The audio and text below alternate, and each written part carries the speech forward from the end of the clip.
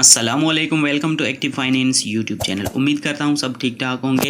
Important MCQ series for assistant accounts officer BPS 16 की जो series है उसमें लास्ट वीडियो में हमने 2002 पेपर सॉल्व किया था अकाउंटेंसी एंड ऑडिटिंग का। इस वीडियो में हम 2003 पेपर सॉल्व करेंगे। इस पेपर में 2 पार्ट्स थे, पेपर 1 और पेपर 2। पेपर 1 में 5 एमसीक्यूज़ हैं और पेपर 2 जो है उसमें 10 एमसीक्यूज़ हैं। So let's get start.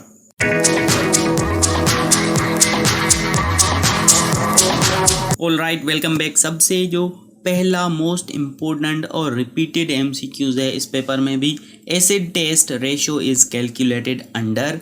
इसमें हमसे फार्मूला पूछ रहा है, सो फार्मूलाज भी ज़रूर याद करें, ये पेपर में ज़रूर आएंगे। मुझसे किसने पूछा था इसलिए मैं बार बार कह रहा हूँ कि फार्मूलाज भी ज़रूर आएंगे जो रिपीटेड होते हैं, ठीक है। Acid test ratio is calculated under current asset divide by current liabilities, fixed divide by current liabilities और liquid assets divide by current liabilities. So correct जो फार्मूला है एसिड टेस्ट का वो है लिक्विड एसेट्स। इनको क्विक एसेट्स भी कहते हैं। उनको हम डिवाइड करेंगे अगर करंट लाइबिलिटी से तो हमें एसिड टेस्ट रेशो मिल जाएगा। सेकंड जो एमसीक्यूज़ है इस पेपर 1 का वो है deferred cost is. Deferred cost क्या है? Liability, asset, none of these. So none of these is correct option. Question number 3, worksheet is. Worksheet क्या है? देखते हैं ऑप्शंस। बैलेंस शीट है? नहीं, ये भी नहीं है ऑप्शन इसका। B, fund flow statement? नहीं। सी ऑप्शन देखें, a combination of profit and loss accounts and balance sheet items. क्योंकि ये दोनों ही इसमें आ जाते हैं इसलिए करेक्ट ऑप्शन इसका है सी।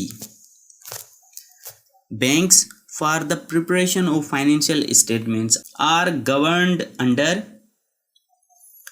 बैंकिंग कंपनीज ऑर्डिनेंस 1962 या state bank of Pakistan act, none of these. So correct option इसका है बैंकिंग कंपनीज ऑर्डिनेंस 1962 के अंडर ये गवर्न किए जाते हैं।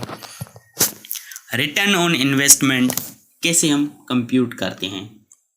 Investment divide by profit multiply by 100 या profit multiply by 100 divide by investment. So correct इसका जो फॉर्मूला है वो है B, profit multiply by 100 divide by investment. तो हमें रिटर्न ऑन इन्वेस्टमेंट मिल जाएगा।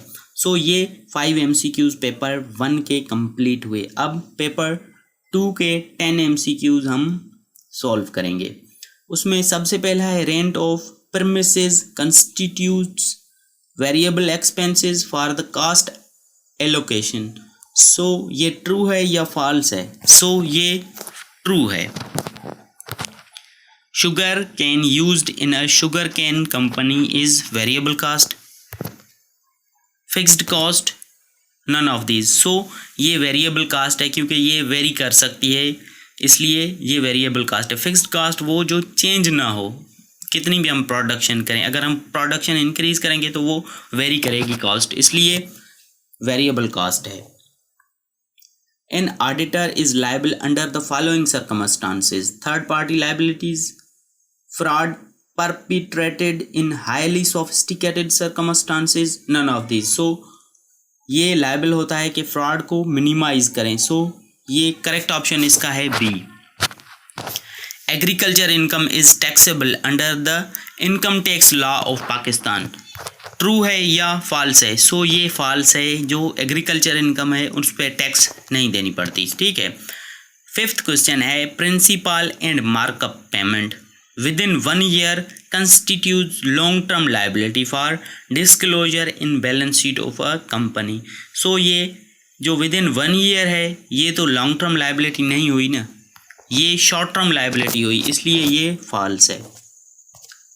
6th क्वेश्चन है ordinarily one can have the following partners in partnership in Pakistan under the partnership act 1932। Most repeated MCQs जो पास्ट पेपर्स हमने जितने भी discuss किए हैं उनमें ये रिपीट हुआ है। सो इसके कितने नंबर्स हैं ये आप बताएंगे कमेंट बॉक्स में।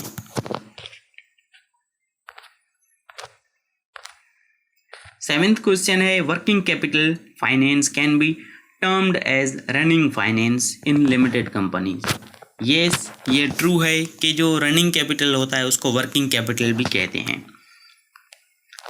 8th क्वेश्चन है income from capital gains arising out of trading on stock exchange in Pakistan is taxable these days. Yes, ये टैक्सेबल है। इसका करेक्ट ऑप्शन ए है, ट्रू है ये स्टेटमेंट। 9th क्वेश्चन है कन्वर्जन कास्ट इज कैलकुलेटेड। ये भी रिपीटेड है, मोस्ट रिपीटेड MCQs हैं जो रिपीट हुए हैं। जितने भी हमने पेपर डिस्कस किए ये जो मैं बताता जा रहा हूँ इन पे आप मोस्ट फोकस करें, ठीक है। लेबर प्लस ओवरहेड अगर हम करेंगे तो हमें कन्वर्जन कास्ट मिलती है। लास्ट MCQs है इस वीडियो का करंट रेशो, ये भी मोस्ट रिपीटेड है। Calculated under current liabilities divide by current assets divide by current liabilities, none of this. So correct इसका जो फॉर्मूला है वो है बी में। करंट एसेट डिवाइड करेंगे अगर हम करंट लायबिलिटीज से तो हमें करंट रेशो मिल जाएगा। सो ये थे 2003 पेपर के 15 MCQs, पेपर 1 और पेपर 2 के। इसमें से अगर आपको कोई भी क्वेश्चन है तो कमेंट बॉक्स में ज़रूर पूछिएगा। So for getting latest uploads kindly subscribe and hit the bell icon. मिलते हैं नेक्स्ट वीडियो में, तब तक के लिए खुदा हाफिज़। Thank you.